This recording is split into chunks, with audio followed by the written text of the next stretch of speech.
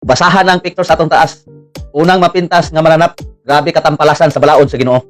Si Pope Leo maton pa niya, Pope Leo the 14 reject the Adventist Sabbath and declare Sunday the Lord's Day. Grabe gid katampalasan kining tawhana. Sinugo gid siya ni Satanas. Kaya nga no, ang gisugo sa Ginoo nga balaod nga adlaw ipapahulay, mabasa nato diya sa Exodo kapitulo 20 bersikulo 8. Hinumduman mo ang adlaw nga Sabado. Mao na sugo sa Ginoo ipahinumdom.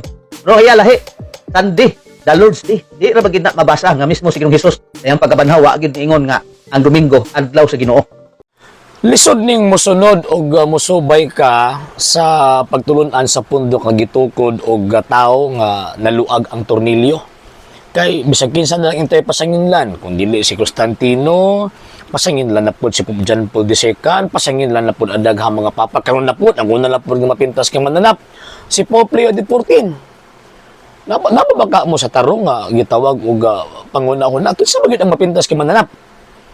Sa balang kasuotan usara, nganong kanang inyo pertimang daghana. Di ba? And at the same time, kanang pagsulti nga gideclare ni Pope Leo XIV ang pag-reject sa gitawag Adventist Sabbath, unya gideclare ko no sa Santo Papa ang Sunday nga Lord's Day, pamutbot man na. Kanang pamutbot man na, kanang ideklara pa man ni Pope Leo XIV ang Sunday nga Lord's Day nga mao man na ang tradisyon sa simbahan Katolika from the 1st century AD. Ideklara pa man niya nga mo naman na ang iyang nadawat na teaching from the 1st century AD. And naturalmente, nga i-reject ng Adventist Sabbath nga naman kay dili man na Biblical Sabbath. Americanist Sabbath man na. O tanawa ra guna, di ba? Kapila na guna gibalik-balik. Di ba? Ang kanang Biblical Sabbath gipanguluhan og pari ang inyo ha pastoy.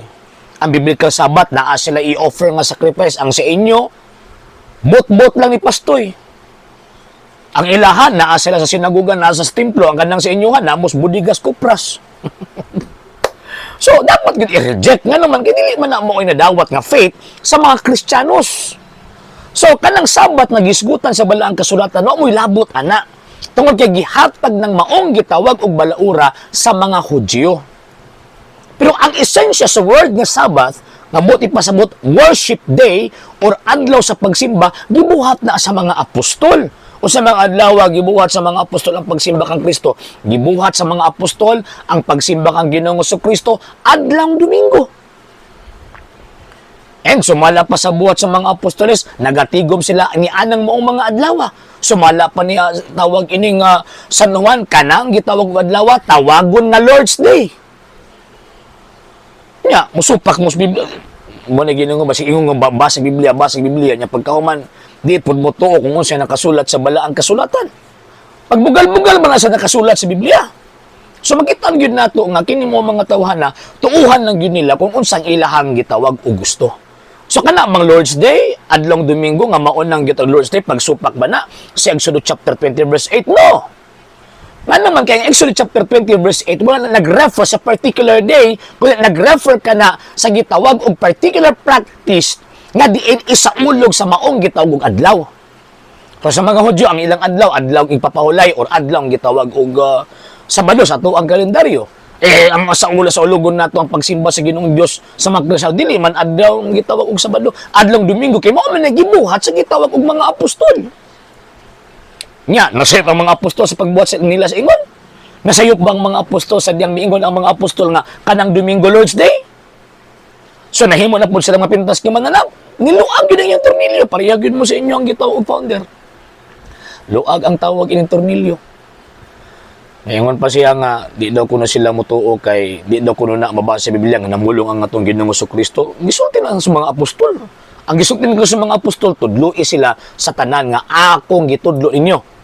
Nakagitudlo man sa mga apostol nga kanang Domingo Lord's Day. So therefore, implicitly and contextually speaking, kanang gitawag Lord's Day, gitudlo na kay Ginoong Kristo. Implicitly implied ha. Ang waas Biblia kanang magpasakop kas pundok nga gitukod og kana og kano.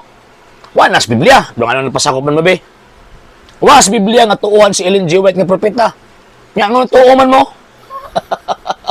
So buti pasabot inyong gikaon ang inyong kaugalingon nga gisuka. Pag manghawa mo ng pundo ka, kay maapil mo kaamaw sa ilang founder. Sa hindi pa po nakapag-follow sa mga pages po natin, i-follow nyo po yung mga pages po natin, RJ Horolanciano II, TV Apolia Punto Argumento page, Kuya Apologies TV page, and RJ's Vlog 2022. And pwede rin po kayo mag-send po dyan ng Facebook stars. And also, sa ating po mga channels, sa hindi po nakapag-subscribe, i-subscribe po ninyo yung mga channels natin, Dalay Catholic, Apologies International Official, RJ Sano II TV, Kuya Apologies TV, and Barrio Kawayan Religious Forum. And pwede rin po kayo mag-send po dyan ng super sticker, super chats, and super thanks. And maraming salamat po sa mga kapatid at mga Katoliko na always pong tumutulong sa programa po natin. Maraming salamat po. Nang dahil po sa tulong at suporta po ninyo, ang programa pong ito, until now, andito pa rin po sa social media. And until now din po, nangangailangan pa rin po tayo sa tulong at suporta po ninyo dahil wala po kami magagawa rito mga sir, mga ma'am, kung wala po yung tulong at suporta po ninyo. Sa gusto pong tumulong, sa gusto pong sumuporta, pwede po ninyong ipadala ang tulong at suporta po ninyo sa pamamagitan po ng ating mga account numbers dyan po sa ating pong screen. And pwede nyo po kaming i-message sa ating pong page kung via remittance po yung ipadala po ninyo. Maraming salamat po in advance.